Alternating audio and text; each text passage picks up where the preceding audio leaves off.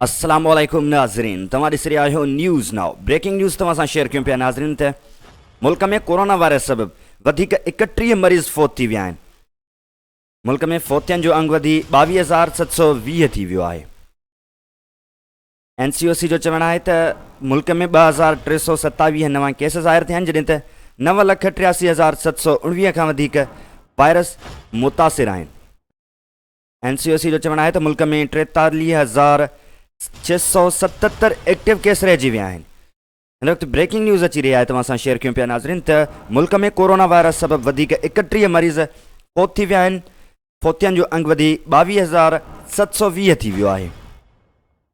NCOC मूजिबि मुल्क में 2,327 नवां केस ज़ाहिर थिया आहिनि, जॾहिं त 9,83,719 खां वधीक वायरस मुतासिर आहिनि। NCOC मूजिबि मुल्क में 43,670 एक्टिव केस रहिजी विया आहिनि।